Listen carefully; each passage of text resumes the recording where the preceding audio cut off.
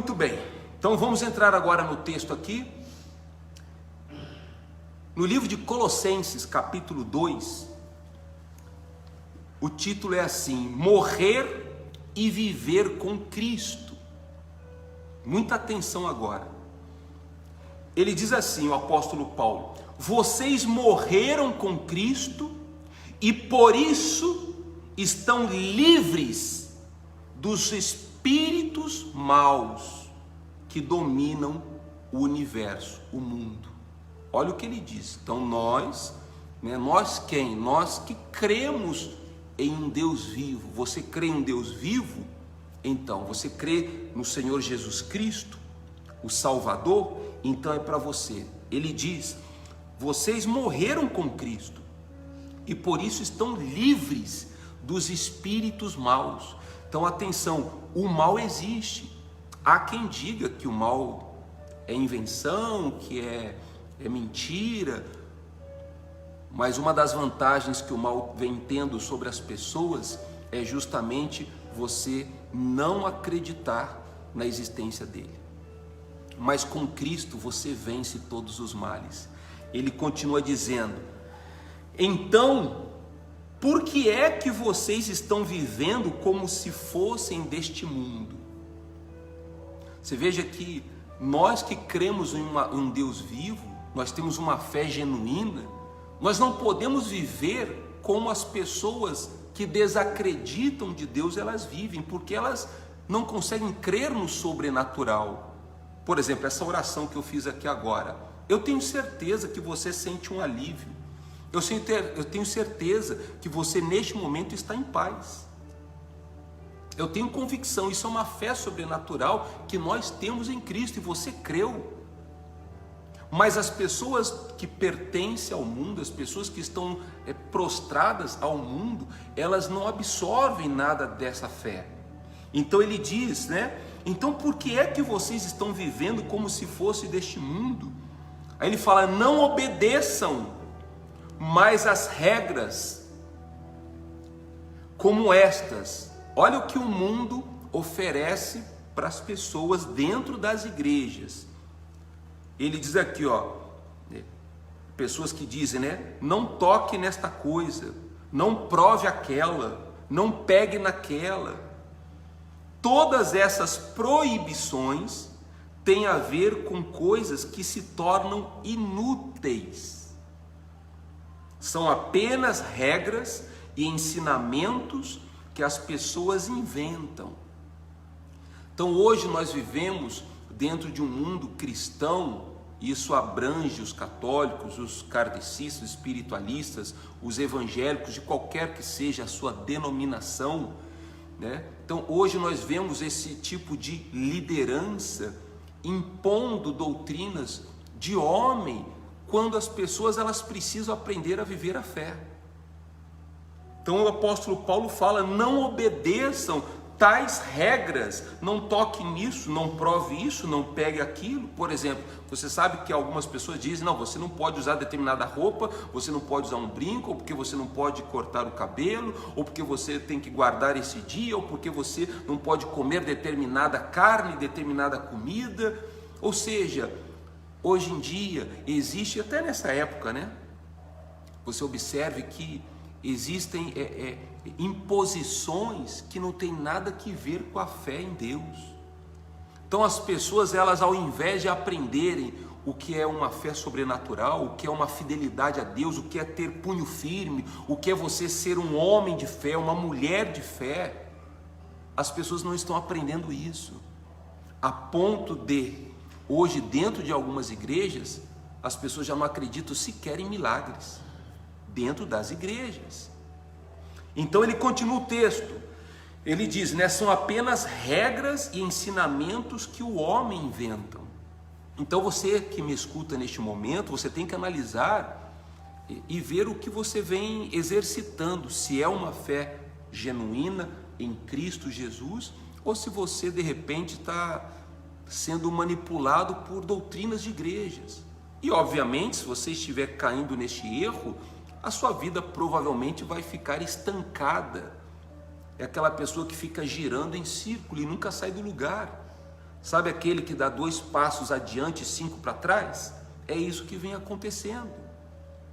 Então ele continua o texto dizendo: de fato, essas regras parecem sábias ao exigirem adoração forçada, a falsa humildade e um modo duro de tratar o próprio corpo. Mas tudo isso não tem nenhum valor para controlar, atenção, as paixões e os desejos da natureza pecaminosa. Agora você vai entender o porquê que nós estamos vivendo em um mundo onde você provavelmente escuta: fulano teve uma recaída, fulana ou fulano estava indo tão bem e de repente retrocedeu. Por que que isso vem acontecendo? Como diz o texto aqui, isso não tem utilidade nenhuma, isso não dá forças para você. Você que me acompanha neste momento, eu gostaria de deixar bem claro que existe um Deus que viveu,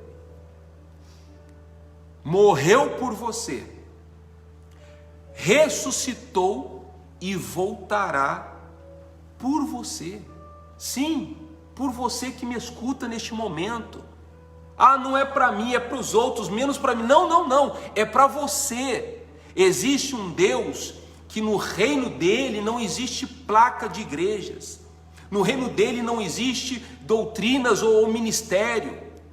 No reino de Deus não tem lá sobrenome, você é da família de quem? Não haverá esse tipo de perguntas. O que sim haverá é uma sondagem no seu coração, como neste exato momento, pode acreditar, assim como você me olha, existe um Deus olhando para você, cuidando de você, sondando o seu coração. Ele precisa somente saber se você crê no seu poder, se você aceita Ele como seu Salvador, se você reconhece que Jesus Cristo viveu, morreu, ressuscitou e voltará em favor seu. Se você dizer: eu reconheço isso, pastor Luiz, eu aceito isso, inclusive você que está aí conectado conosco, escreva aí se você reconhece, então marque aí e fala assim: olha, eu reconheço que Jesus, ele viveu, morreu, ressuscitou e voltará por mim e pela minha família. Escreve isso agora. Dê um passo de fé, ainda que seja virtual. Você está aí, seja no seu escritório, na sua casa, acredite.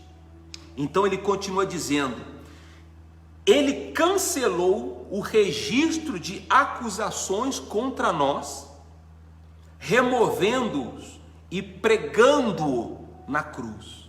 Olha que interessante. Olha o que Jesus Cristo ele fez. Ele removeu e cancelou as acusações contra a nossa vida.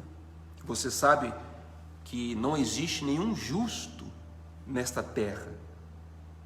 Não existe. Só existiu um justo nesta terra, que nunca pecou: Jesus Cristo. O restante, todos pecaram. Abraão pecou, Noé pecou, Isaac, Jacó, Elias, Davi, você, eu, nós, todos pecamos. Então por isso que, devido aos nossos pecados, há muitas acusações, há muitas condenações. Você há de convir comigo que quando você comete um erro, como fica a sua mente? Como fica a sua mente quando você comete uma injustiça?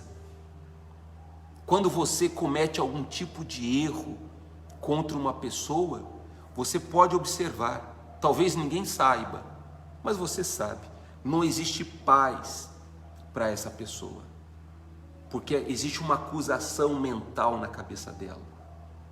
Então o apóstolo Paulo nos ensina que Jesus Cristo, ele cancelou todas as acusações, ele neutralizou, ele removeu de nós os nossos pecados e cravou na cruz. Sabe aquele momento em que Jesus ele diz: Deus meu, por que me desamparaste? Sabe por que ele disse isso? Foi o único momento em que Jesus ele reclamou algo com Deus. Porque naquele momento, Deus, olhando para seu filho Jesus, ele não conseguiu, ele não suportou olhar para Jesus devido aos nossos pecados que estavam sobre Cristo. Então naquele momento é como se Deus tivesse virado as costas para o seu próprio Filho Jesus Cristo. E Jesus Cristo suportou tudo isso por amor a você. Então não tem como, é inaceitável você dizer que Deus não te ama, que Deus não cuida de você, que Deus não olha para você. Não diga isso, não fale isso, não pense nisso. Como também você não deve aceitar que nada e nem ninguém fique condenando ou acusando você, ainda que você haja cometido vários, inúmeros erros. Ele diz aqui no texto: desse modo, Jesus desarmou os poderes e as autoridades espirituais e os envergonhou publicamente ao vencê-los na cruz. Olha o Deus que você tem em seu favor. Ele desarmou, ou seja, Jesus Cristo, quando você usa a fé, então toda inveja, toda maldade, todas as flechas lançadas, os dardos inflamáveis do maligno, todos os maus olhos, os tendenciosos, aqueles que querem ver a sua destruição, todos estes são desarmados através da sua fé em Cristo Jesus. E está escrito: assim como Jesus os envergonhou publicamente quando cravou na cruz, o mesmo acontece no século 21. Pode acreditar, as pessoas que um dia tentaram crucificar você, tentaram humilhar você, desprezá-lo, maltratá-lo, persegui-lo, uma por uma, Deus, segundo o texto, assim como Jesus, está aqui escrito, desse modo desarmou os poderes e as autoridades espirituais e os envergonhou publicamente quando os venceu na cruz. Ou seja, enquanto para muitos Jesus na cruz estaria perdendo a batalha, mas não. Para a surpresa de muitos ou de todos, Jesus estava ali quietinho, somente suportando aquele momento de provação, porque ele sabia que havia um Deus, que existia uma promessa. Então, se você acreditar nisso, pode esperar que coisas grandes irão acontecer na sua vida também. Não se abale por pandemia, por desemprego, por calúnias, por brigas políticas. Não se abale devido a tudo que você esteja vivendo. Talvez a própria família dê as costas para você, ou talvez querem ver a sua destruição. Não se abale. Creiamos que existe um Deus que cumpre a sua palavra. E para finalizar, ele diz assim: portanto, não deixem que ninguém os condene pelo que comem ou bebem, ou por não celebrarem certos dias santos, as cerimônias da lua nova ou os sábados. Então ele fecha dizendo: portanto, não deixem que ninguém te condene por qualquer coisa que você faça. O que você acha disso? Obviamente, a única condição é que o que você fizer a partir de agora, que seja algo bem feito, que seja algo limpo, que seja algo puro, que seja algo genuíno, que seja algo onde Deus, ele poderá julgar a sua causa. Tá bom, meus queridos? É isso. Essa é a mensagem do Espírito Santo para você que estava talvez oprimido, preocupado, tenso, ansioso, desesperado, desanimado. Ai, que vai ser de mim? O mal está me vencendo. Não, o mal nunca vence. Acredite nisso, o mal nunca venceu e nunca vencerá aqueles que obedecem à palavra do Senhor Jesus. Amém? Sejam abençoados em nome do Pai, do Filho e do Espírito Santo.